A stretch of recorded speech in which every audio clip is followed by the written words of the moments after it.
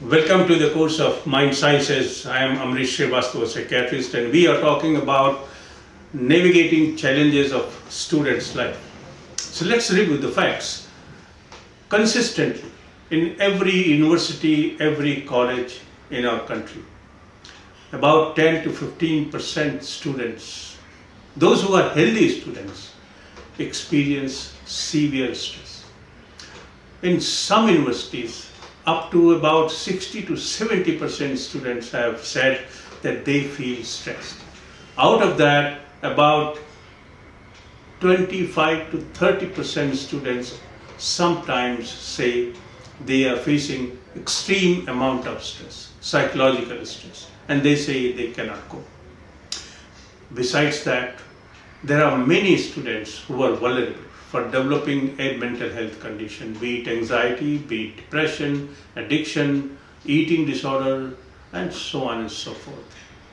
Mainly because they are either genetically vulnerable or someone in their family, in their parents, grandparents, uncles have had an episode of mental illness or psychological disorder, and then they have probably undergone adverse experiences in their childhood.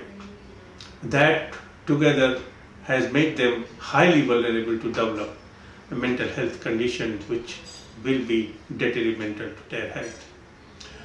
Not only that, about 10 to 12% children and adolescents in our country at any given time continue to suffer from a psychiatric disorder like depression, like anxiety, like cannabis-induced psychosis, etc. These are one set of challenges. The other set of challenges which our students face is that everybody wants to succeed. But what is the fact? The fact is that very few people succeed in making their career. Lakhs and lakhs of students appear in the examination and very few achieve their goals. Whether it is an interview or a examination for a postgraduate entrance or examination for a particular employment. Moreover, are our students facing problems or do they feel happy? Do they feel contented? These are the challenges of life. Their challenges may arise from academics, from family sources, and so on and so forth. Sometimes these challenges arise from their individual persona, that is, their psychological capacities. Some people may have difficulty in handling relationships. They may find it difficult to cope with a particular person, be a teacher or a mother or a father or a grandfather or an uncle or even a peer. There are many students who find it difficult to enter into a friendship relationship with a peer. They can't make friends, have difficulty, they can't feel close, they cannot go closer, cannot spend time with them. Similarly, many adolescents suffer from problems of developing relationship with heterosexual individuals. So these are the psychological difficulties which arises from their persona. That is, it is the time when their personality is developing and they are learning still number of skills. Sometimes these skills are maladapted. They are not very well learned. They are not taught well. They don't imbibe the social lessons that they should have received, and consequently the personality suffers and they develop what we call abnormal personality traits. For example, there may be a person who has a high tendency of becoming anxious in normal circumstances, or a increased tendency of becoming sad or unhappy in normal day-to-day experiences. So these individuals carry and live with traits of anxiety, traits of depression, traits of having bipolar or unipolar difficulties. When I say bipolar, unipolar, these are the phases of mood. Some people feel excessively high, excessively happy without any reason, and others feel excessively low without any reason. These are normal shades of personality, but they are not good characteristics, they are not good precursors, they are precursors of forthcoming problems. it is known that those people who suffer from hopelessness or helplessness are more likely to suffer from depression or dysthymia or a milder depression or a biological depression or a depression arising from facing adverse situations or a reaction to grief and trauma, etc. So these are the challenges which people feel, and it arises from their own persona. Then you may face situations of challenges from the situation. You may have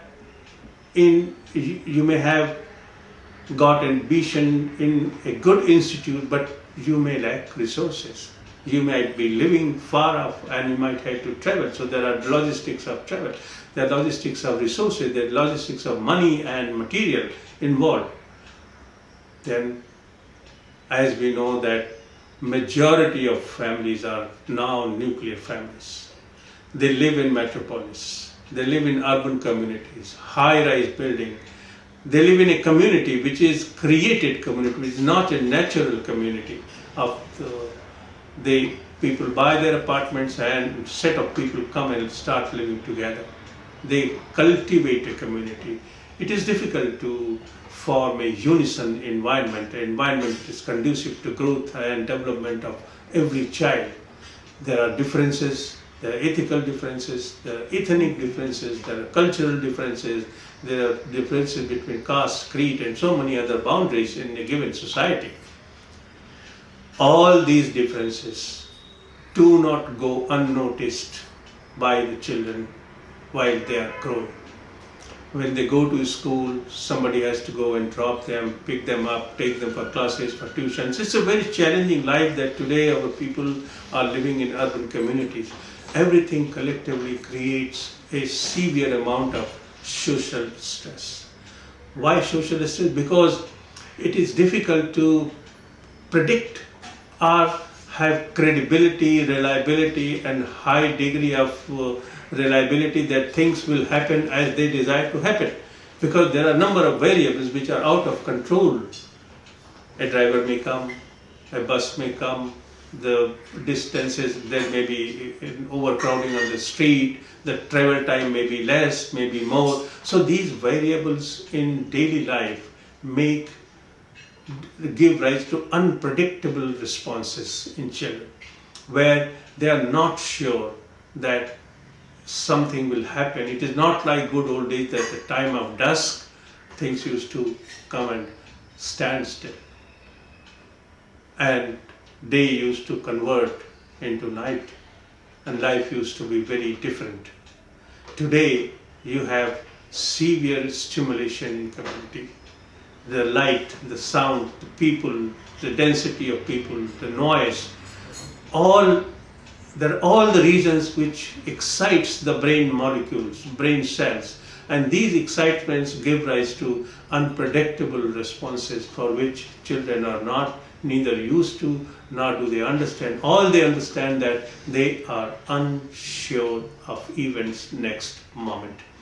This is a fundamental problem in child development and development of society in which we live.